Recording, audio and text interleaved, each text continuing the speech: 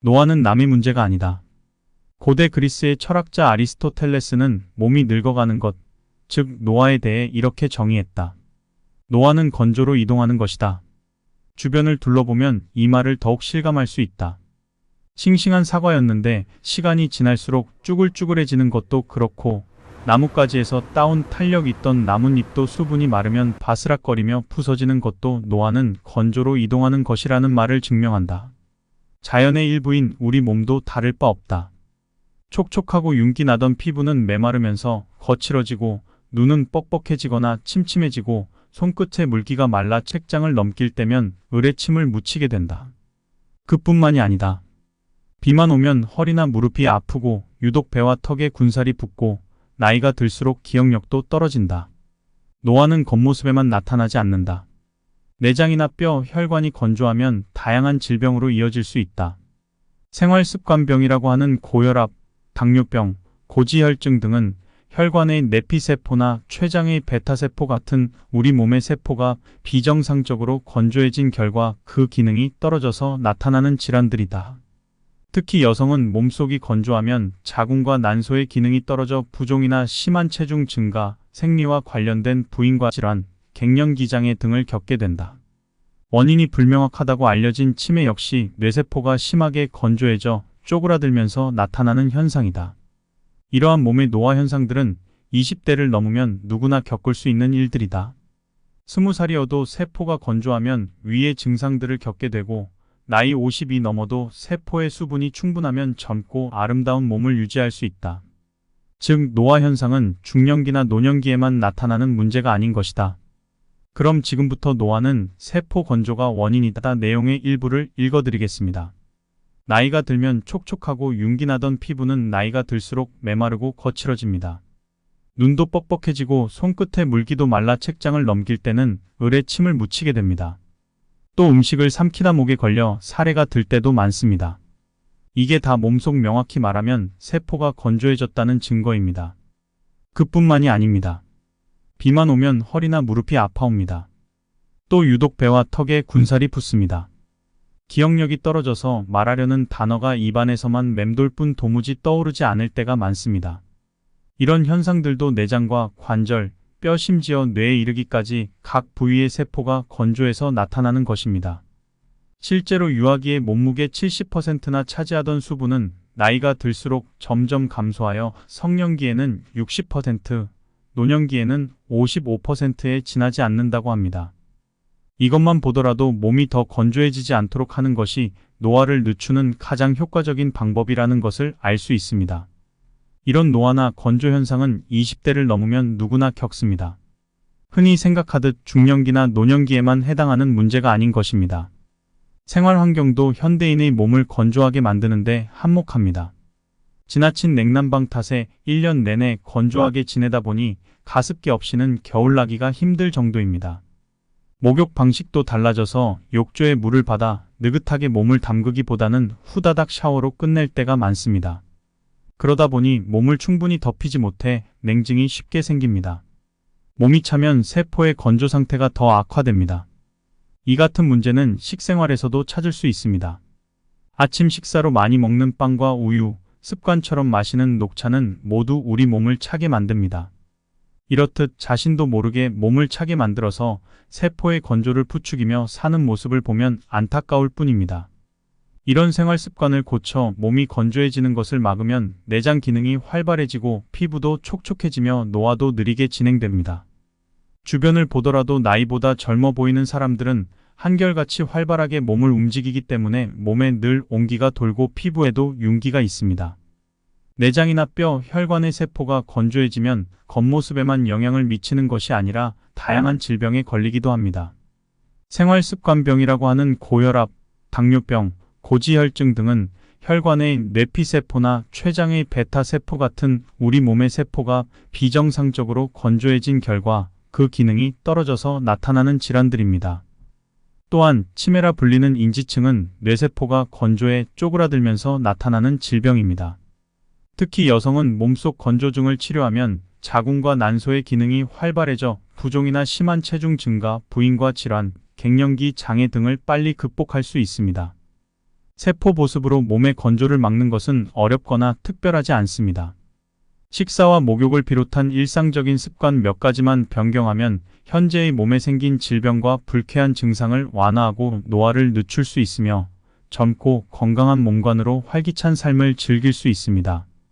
현재 겪고 있는 몸의 건조 증상에 대해 언제든지 물을 섭취하면 소화가 잘 되지 않고 속이 더부룩해지며 술을 마신 다음 날은 숙취로 고통받는 경험을 하고 있습니다.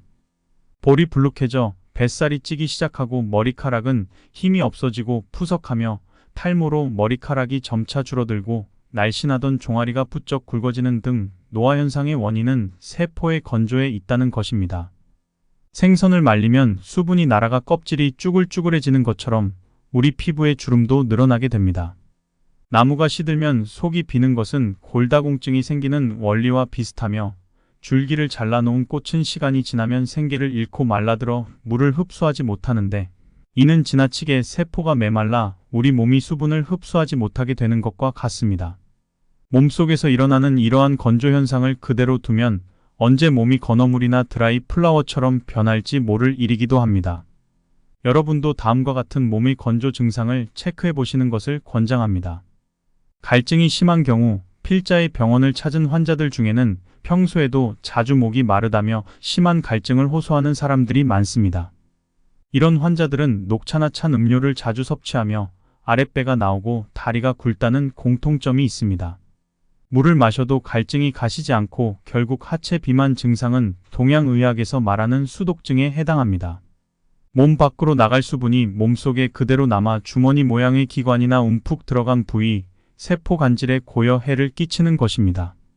말하자면 몸속에 더러운 물이 고인 웅덩이가 여럿 있는 것과 같습니다. 이 상태에서는 아무리 물을 마셔도 웅덩이로 빼앗기기 때문에 충분한 양의 수분이 세포로 전달되지 못하게 됩니다. 필요한 수분을 공급받지 못해 건조해진 세포는 마침내 생명의 위기를 느끼게 되어 몸에 물을 달라는 신호를 보냅니다. 이것이 심한 갈증으로 나타납니다.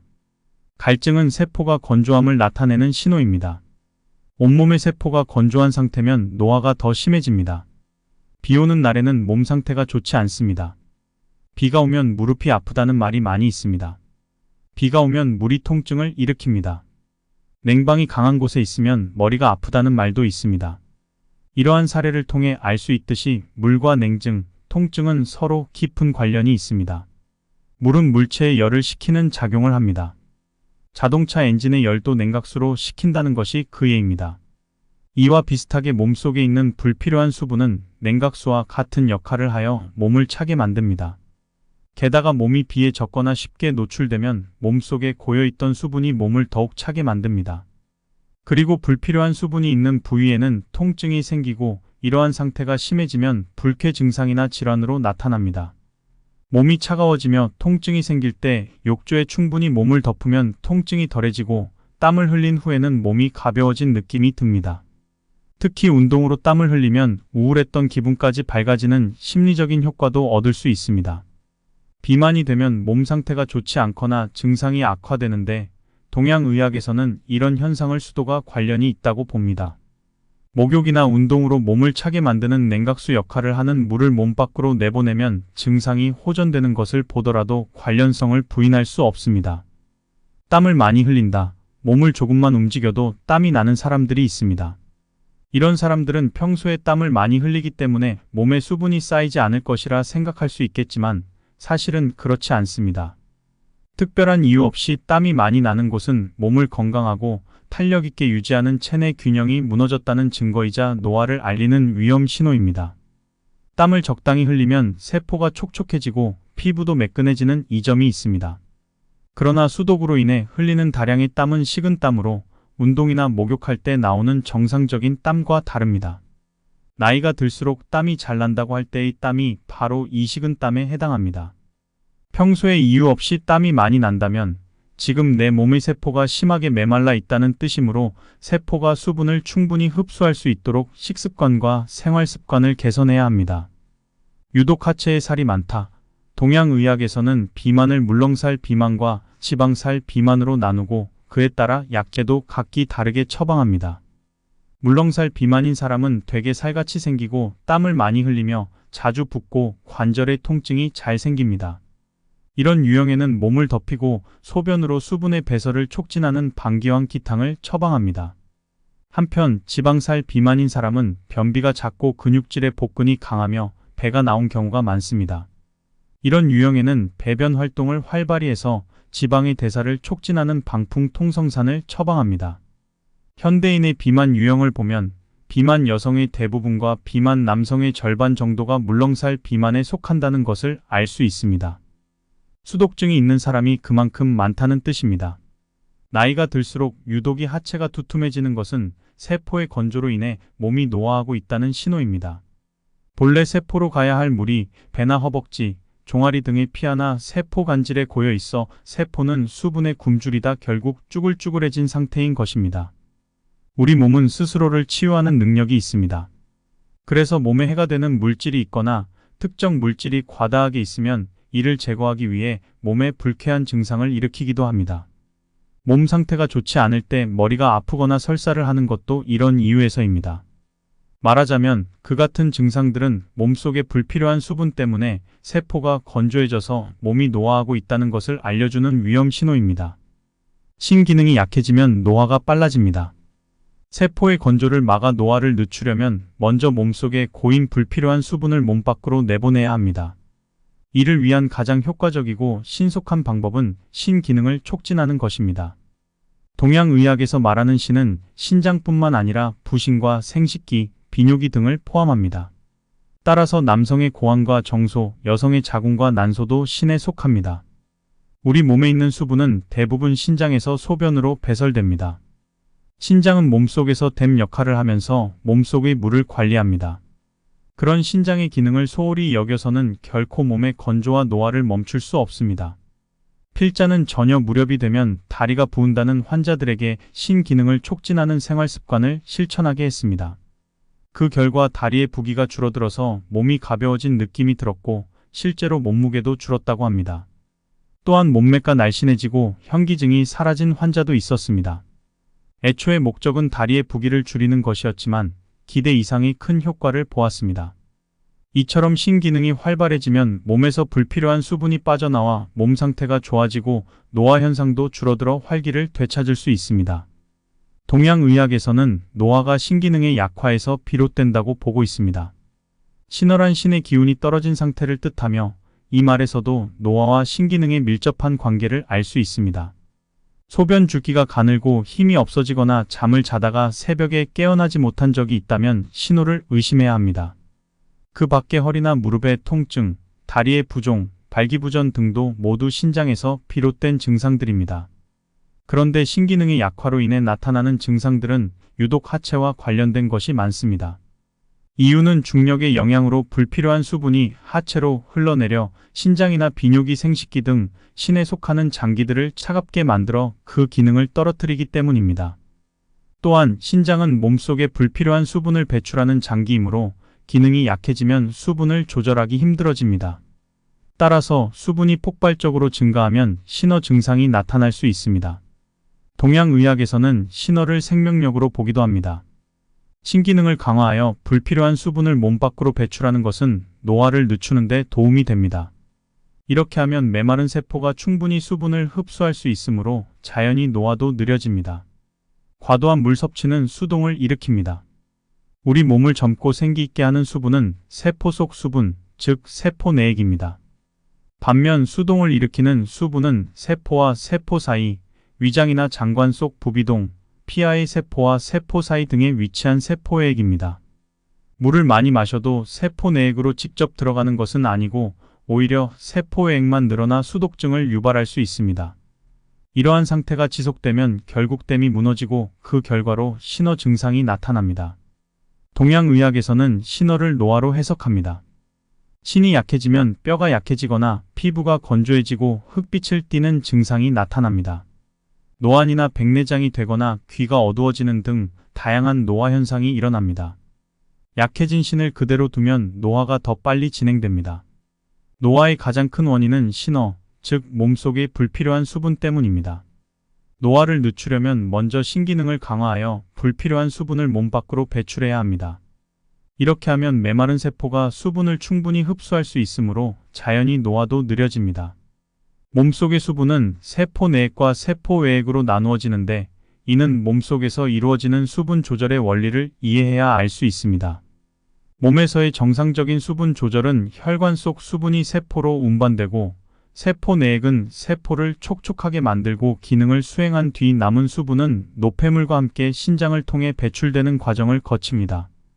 이러한 과정이 원활하게 진행되기 위해서는 열 에너지가 필요합니다. 만약 열 에너지가 부족하면 수분이 제대로 흡수되지 못해 위나 소장에 고여 있거나 설사 형태로 몸 밖으로 배출될 수 있습니다. 또한 차가워진 장기나 조직의 세포 역시 혈액으로부터 수분을 충분히 흡수하지 못하게 되어 부종을 일으키게 됩니다. 이처럼 수분 조절, 즉 몸속의 물 관리에 실패하면 불필요한 부위의 수분이 늘어나서 정작 중요한 세포는 심각한 물 부족 사태를 겪어야 합니다. 물을 많이 마셔도 몸이 건조해지는 이유는 바로 이런 메커니즘 때문입니다.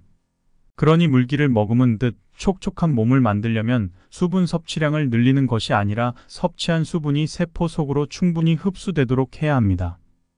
염분 섭취를 제한하면 노화가 빨라집니다. 염분 섭취에 신경을 쓰는 사람이 많긴 많은 모양입니다. 요즘 마트의 식품 진열대를 보면 저염 된장이나 저염 간장, 무염 버터 등을 쉽게 찾을 수 있습니다. 그뿐만이 아니라 라면이나 찌개를 먹을 때는 의식적으로 짠 국물을 남기고 젓갈이나 장아찌 반찬은 멀찌감치 밀쳐 놓습니다. 자반 고등어도 저염이란 표시가 없으면 사지 않습니다. 저염식에 길들기 위한 노력이 정말 눈물 겨울 정도입니다. 하지만 안타깝게도 피를 맑게 하려고 수분을 많이 섭취하거나 고혈압을 염려해 무조건 싱겁게 먹는다고 해서 반드시 큰 효과를 볼 수 있는 것은 아닙니다. 예전보다 염분 섭취량이 상당히 줄었어도 고혈압 환자 수는 점점 늘고 있는 현실이 이를 말해줍니다. 최근 일본에서 실시한 조사 결과에 따르면 일본의 40세 이상 남녀 가운데 약 절반, 약 6천만 명이 고혈압이라고 합니다. 또한 뇌졸중 환자는 감소 추세이지만 뇌혈관에 혈전이 생겨 일어나는 뇌경색 환자는 늘어나고 있습니다. 게다가 암이나 심근경색, 당뇨병, 류마티즘 등의 이완율은 염분을 제한하기 전보다도 오히려 큰 폭으로 증가하고 있습니다. 이런 현상을 보면 과연 염분을 모든 질병의 주범으로 몰아가도 괜찮은가 하는 의문을 듭니다. 필자가 의사로 일하기 시작한 30년 전만 해도 고혈압 환자에게는 우선 2년제부터 처방하는 것이 보통이었습니다. 고혈압의 원인은 혈액 속 염분을 수분과 함께 소변으로 배출하기 위해서였습니다. 하지만 혈관을 넓히거나 심장의 수축력을 억제하는 방법으로 혈압을 낮추는 약제들이 개발되면서 이뇨제는 거의 쓰이지 않게 되었습니다. 그런데 최근 미국에서 실시한 연구 결과 과거에 쓰던 이뇨제 처방이 고혈압 치료에 매우 효과적이라는 사실이 밝혀져 주목을 끌었습니다. 염분은 원래 몸속에서 수분과 함께 기능하는 것입니다. 우리 몸에서 나오는 눈물이며 땀, 콧물, 혈액이 모두 짜다는 사실로도 이를 알 수 있습니다. 미네랄이 몸에서 일정한 균형을 유지하고 염분은 수분과 함께 증가하거나 감소하기 때문에 몸속에서 염분만 줄이는 것은 불가능합니다.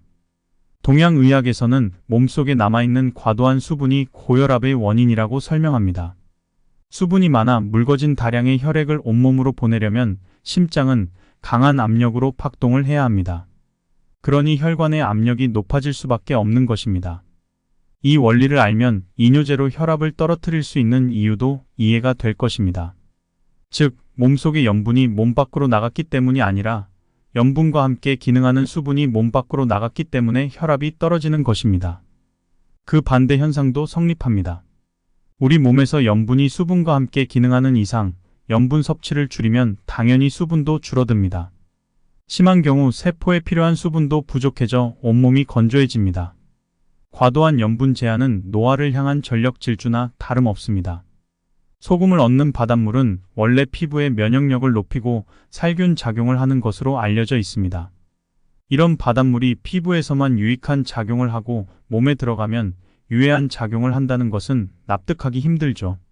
어떠셨나요? 오늘 소개한 방법들은 쉽고 간단하게 실천할 수 있으며 세포의 촉촉함을 회복시키는 데 도움이 됩니다.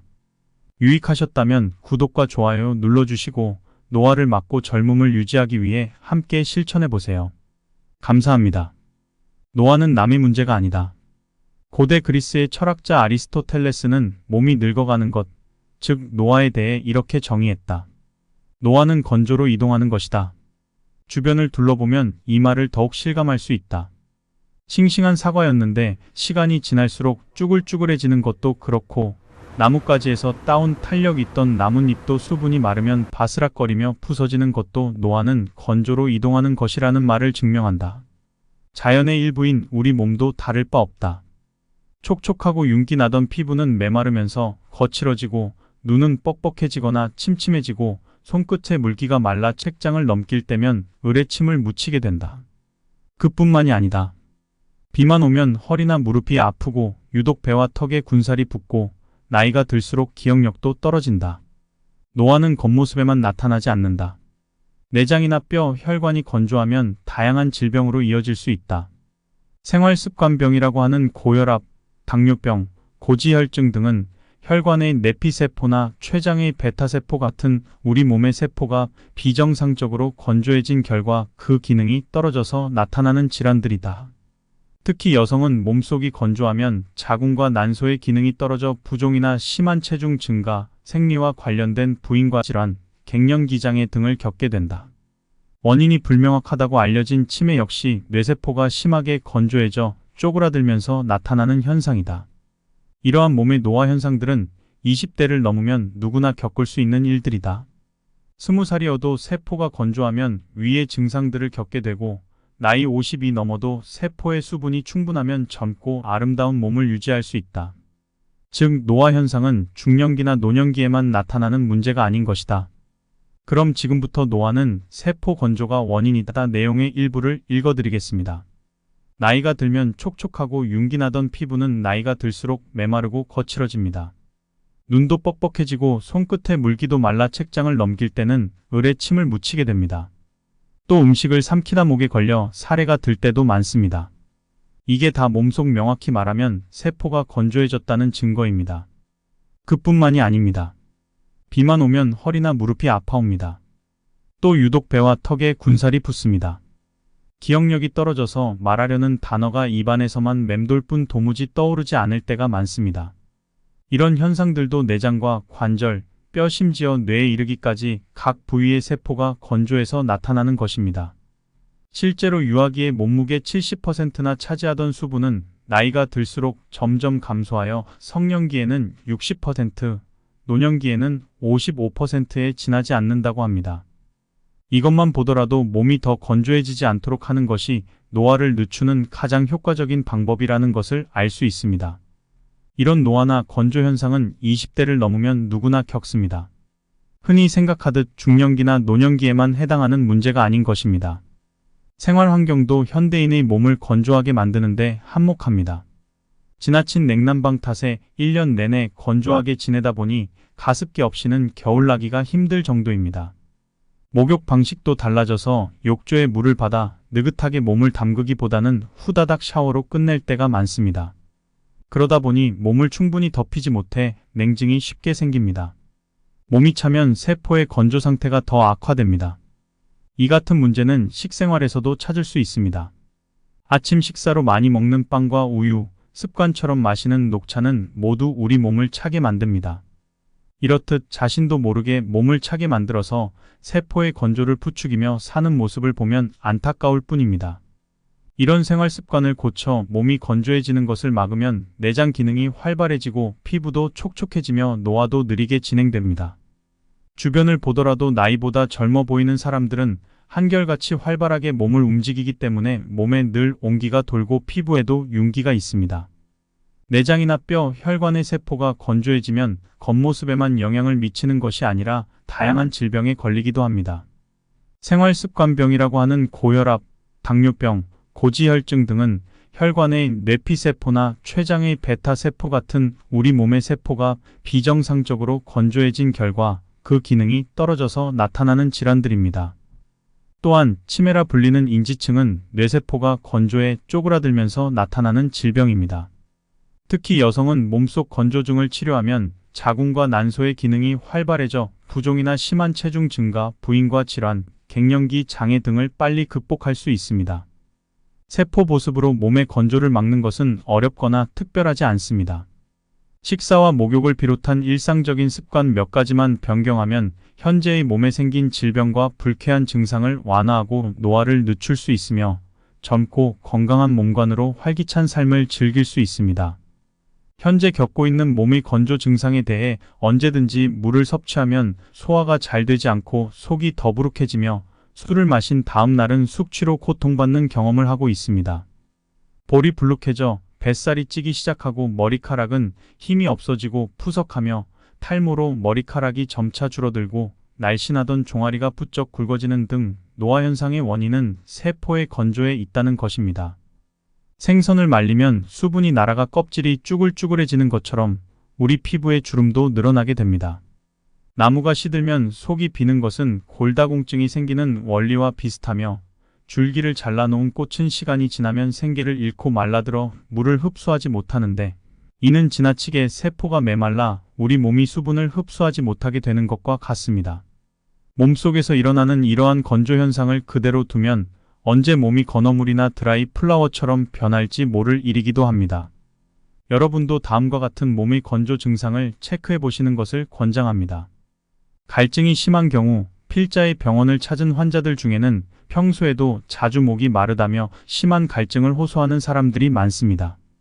이런 환자들은 녹차나 찬 음료를 자주 섭취하며 아랫배가 나오고 다리가 굵다는 공통점이 있습니다. 물을 마셔도 갈증이 가시지 않고 결국 하체 비만 증상은 동양의학에서 말하는 수독증에 해당합니다. 몸 밖으로 나갈 수분이 몸속에 그대로 남아 주머니 모양의 기관이나 움푹 들어간 부위, 세포 간질에 고여 해를 끼치는 것입니다. 말하자면 몸속에 더러운 물이 고인 웅덩이가 여럿 있는 것과 같습니다. 이 상태에서는 아무리 물을 마셔도 웅덩이로 빼앗기기 때문에 충분한 양의 수분이 세포로 전달되지 못하게 됩니다. 필요한 수분을 공급받지 못해 건조해진 세포는 마침내 생명의 위기를 느끼게 되어 몸에 물을 달라는 신호를 보냅니다. 이것이 심한 갈증으로 나타납니다. 갈증은 세포가 건조함을 나타내는 신호입니다. 온몸의 세포가 건조한 상태면 노화가 더 심해집니다. 비 오는 날에는 몸 상태가 좋지 않습니다. 비가 오면 무릎이 아프다는 말이 많이 있습니다. 비가 오면 물이 통증을 일으킵니다. 냉방이 강한 곳에 있으면 머리가 아프다는 말도 있습니다. 이러한 사례를 통해 알 수 있듯이 물과 냉증, 통증은 서로 깊은 관련이 있습니다. 물은 물체의 열을 식히는 작용을 합니다. 자동차 엔진의 열도 냉각수로 식힌다는 것이 그 예입니다. 이와 비슷하게 몸속에 있는 불필요한 수분은 냉각수와 같은 역할을 하여 몸을 차게 만듭니다. 게다가 몸이 비에 젖거나 쉽게 노출되면 몸속에 고여있던 수분이 몸을 더욱 차게 만듭니다. 그리고 불필요한 수분이 있는 부위에는 통증이 생기고 이러한 상태가 심해지면 불쾌 증상이나 질환으로 나타납니다. 몸이 차가워지며 통증이 생길 때 욕조에 충분히 몸을 덮으면 통증이 덜해지고 땀을 흘린 후에는 몸이 가벼워진 느낌이 듭니다. 특히 운동으로 땀을 흘리면 우울했던 기분까지 밝아지는 심리적인 효과도 얻을 수 있습니다. 비만이 되면 몸 상태가 좋지 않거나 증상이 악화되는데 동양의학에서는 이런 현상을 수도가 관련이 있다고 봅니다. 목욕이나 운동으로 몸을 차게 만드는 냉각수 역할을 하는 물을 몸 밖으로 내보내면 증상이 호전되는 것을 보더라도 관련성을 부인할 수 없습니다. 땀을 많이 흘린다. 몸을 조금만 움직여도 땀이 나는 사람들이 있습니다. 이런 사람들은 평소에 땀을 많이 흘리기 때문에 몸에 수분이 쌓이지 않을 것이라 생각할 수 있겠지만 사실은 그렇지 않습니다. 특별한 이유 없이 땀이 많이 나는 곳은 몸을 건강하고 탄력 있게 유지하는 체내 균형이 무너졌다는 증거이자 노화를 알리는 위험 신호입니다. 땀을 적당히 흘리면 세포가 촉촉해지고 피부도 매끈해지는 이점이 있습니다. 그러나 수독으로 인해 흘리는 다량의 땀은 식은땀으로 운동이나 목욕할 때 나오는 정상적인 땀과 다릅니다. 나이가 들수록 땀이 잘 난다고 할 때의 땀이 바로 이 식은땀에 해당합니다. 평소에 이유 없이 땀이 많이 난다면 지금 내 몸의 세포가 심하게 메말라 있다는 뜻이므로 세포가 수분을 충분히 흡수할 수 있도록 식습관과 생활습관을 개선해야 합니다. 유독 하체에 살이 많다. 동양의학에서는 비만을 물렁살 비만과 지방살 비만으로 나누고 그에 따라 약제도 각기 다르게 처방합니다. 물렁살 비만인 사람은 되게 살같이 생기고 땀을 많이 흘리며 자주 붓고 관절의 통증이 잘 생깁니다. 이런 유형에는 몸을 덮이고 소변으로 수분의 배설을 촉진하는 방기왕 기탕을 처방합니다. 한편 지방살 비만인 사람은 변비가 잦고 근육질의 복근이 강하며 배가 나온 경우가 많습니다. 이런 유형에는 배변 활동을 활발히 해서 지방의 대사를 촉진하는 방풍통성산을 처방합니다. 현대인의 비만 유형을 보면 비만 여성의 대부분과 비만 남성의 절반 정도가 물렁살 비만에 속한다는 것을 알 수 있습니다. 수독증이 있는 사람이 그만큼 많다는 뜻입니다. 나이가 들수록 유독이 하체가 두툼해지는 것은 세포의 건조로 인해 몸이 노화하고 있다는 신호입니다. 본래 세포로 가야 할 물이 배나 허벅지, 종아리 등의 피하나 세포 간질에 고여 있어 세포는 수분에 굶주리다 결국 쭈글쭈글해진 상태인 것입니다. 우리 몸은 스스로를 치유하는 능력이 있습니다. 그래서 몸에 해가 되는 물질이 있거나 특정 물질이 과다하게 있으면 이를 제거하기 위해 몸에 불쾌한 증상을 일으키기도 합니다. 몸 상태가 좋지 않을 때 머리가 아프거나 설사를 하는 것도 이런 이유에서입니다. 말하자면 그 같은 증상들은 몸속에 불필요한 수분 때문에 세포가 건조해져서 몸이 노화하고 있다는 것을 알려주는 위험 신호입니다. 신기능이 약해지면 노화가 빨라집니다. 세포의 건조를 막아 노화를 늦추려면 먼저 몸속에 고인 불필요한 수분을 몸 밖으로 내보내야 합니다. 이를 위한 가장 효과적이고 신속한 방법은 신기능을 촉진하는 것입니다. 동양의학에서 말하는 신은 신장뿐만 아니라 부신과 생식기, 비뇨기 등을 포함합니다. 따라서 남성의 고환과 정소, 여성의 자궁과 난소도 신에 속합니다. 우리 몸에 있는 수분은 대부분 신장에서 소변으로 배설됩니다. 신장은 몸속에서 댐 역할을 하면서 몸속의 물을 관리합니다. 그런 신장의 기능을 소홀히 여겨서는 결코 몸의 건조와 노화를 멈출 수 없습니다. 필자는 저녁 무렵이 되면 다리가 부은다는 환자들에게 신기능을 촉진하는 생활 습관을 실천하게 했습니다. 그 결과 다리의 부기가 줄어들어서 몸이 가벼워진 느낌이 들었고 실제로 몸무게도 줄었다고 합니다. 또한 몸매가 날씬해지고 현기증이 사라진 환자도 있었습니다. 애초에 목적은 다리의 부기를 줄이는 것이었지만 기대 이상의 큰 효과를 보았습니다. 이처럼 신기능이 활발해지면 몸에서 불필요한 수분이 빠져나와 몸 상태가 좋아지고 노화 현상도 줄어들어 활기를 되찾을 수 있습니다. 동양의학에서는 노화가 신기능의 약화에서 비롯된다고 보고 있습니다. 신월한 신의 기운이 떨어진 상태를 뜻하며 이 말에서도 노화와 신기능의 밀접한 관계를 알 수 있습니다. 소변 줄기가 가늘고 힘이 없어지거나 잠을 자다가 새벽에 깨어나지 못한 적이 있다면 신호를 의심해야 합니다. 그 밖에 허리나 무릎의 통증, 다리의 부종, 발기부전 등도 모두 신장에서 비롯된 증상들입니다. 그런데 신기능의 약화로 인해 나타나는 증상들은 유독 하체와 관련된 것이 많습니다. 이유는 중력의 영향으로 불필요한 수분이 하체로 흘러내려 신장이나 비뇨기, 생식기 등 신에 속하는 장기들을 차갑게 만들어 그 기능을 떨어뜨리기 때문입니다. 또한 신장은 몸속에 불필요한 수분을 배출하는 장기이므로 기능이 약해지면 수분을 조절하기 힘들어집니다. 따라서 수분이 폭발적으로 증가하면 신어 증상이 나타날 수 있습니다. 동양의학에서는 신어를 생명력으로 보기도 합니다. 신기능을 강화하여 불필요한 수분을 몸 밖으로 배출하는 것은 노화를 늦추는 데 도움이 됩니다. 이렇게 하면 메마른 세포가 충분히 수분을 흡수할 수 있으므로 자연히 노화도 느려집니다. 과도한 물 섭취는 수동을 일으킵니다. 우리 몸을 젊고 생기 있게 하는 수분은 세포 속 수분, 즉 세포 내액입니다. 반면 수동을 일으키는 수분은 세포와 세포 사이, 위장이나 장관 속 부비동, 피하의 세포와 세포 사이 등에 위치한 세포액입니다. 물을 많이 마셔도 세포 내액으로 직접 들어가는 것은 아니고 오히려 세포액만 늘어나 수독증을 유발할 수 있습니다. 이러한 상태가 지속되면 결국 댐이 무너지고 그 결과로 신어 증상이 나타납니다. 동양의학에서는 신어를 노화로 해석합니다. 신이 약해지면 뼈가 약해지거나 피부가 건조해지고 흑빛을 띠는 증상이 나타납니다. 노안이나 백내장이 되거나 귀가 어두워지는 등 다양한 노화 현상이 일어납니다. 약해진 신을 그대로 두면 노화가 더 빨리 진행됩니다. 노화의 가장 큰 원인은 신어, 즉 몸속의 불필요한 수분 때문입니다. 노화를 늦추려면 먼저 신기능을 강화하여 불필요한 수분을 몸 밖으로 배출해야 합니다. 이렇게 하면 메마른 세포가 수분을 충분히 흡수할 수 있으므로 자연히 노화도 느려집니다. 몸속의 수분은 세포 내액과 세포 외액으로 나누어지는데 이는 몸속에서 이루어지는 수분 조절의 원리를 이해해야 알 수 있습니다. 몸에서의 정상적인 수분 조절은 혈관 속 수분이 세포로 운반되고 세포 내액은 세포를 촉촉하게 만들고 기능을 수행한 뒤 남은 수분은 노폐물과 함께 신장을 통해 배출되는 과정을 거칩니다. 이러한 과정이 원활하게 진행되기 위해서는 열 에너지가 필요합니다. 만약 열 에너지가 부족하면 수분이 제대로 흡수되지 못해 위나 소장에 고여 있거나 설사 형태로 몸 밖으로 배출될 수 있습니다. 또한 차가워진 장기나 조직의 세포 역시 혈액으로부터 수분을 충분히 흡수하지 못하게 되어 부종을 일으키게 됩니다. 이처럼 수분 조절, 즉 몸속의 물 관리에 실패하면 불필요한 부위의 수분이 늘어나서 정작 중요한 세포는 심각한 물 부족 사태를 겪어야 합니다. 물을 많이 마셔도 몸이 건조해지는 이유는 바로 이런 메커니즘 때문입니다.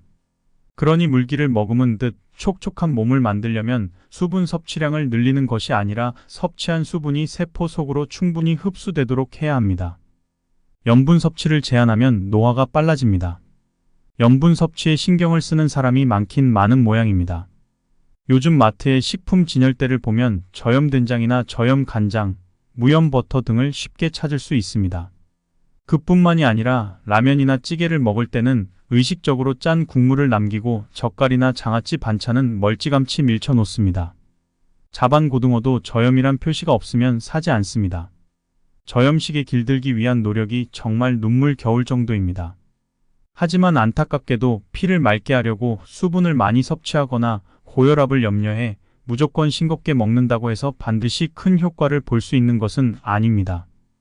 예전보다 염분 섭취량이 상당히 줄었어도 고혈압 환자 수는 점점 늘고 있는 현실이 이를 말해줍니다. 최근 일본에서 실시한 조사 결과에 따르면 일본의 40세 이상 남녀 가운데 약 절반, 약 6천만 명이 고혈압이라고 합니다. 또한 뇌졸중 환자는 감소 추세이지만 뇌혈관에 혈전이 생겨 일어나는 뇌경색 환자는 늘어나고 있습니다. 게다가 암이나 심근경색, 당뇨병, 류마티즘 등의 이완율은 염분을 제한하기 전보다도 오히려 큰 폭으로 증가하고 있습니다. 이런 현상을 보면 과연 염분을 모든 질병의 주범으로 몰아가도 괜찮은가 하는 의문을 듭니다.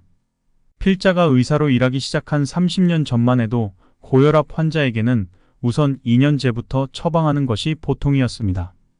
고혈압의 원인은 혈액 속 염분을 수분과 함께 소변으로 배출하기 위해서였습니다.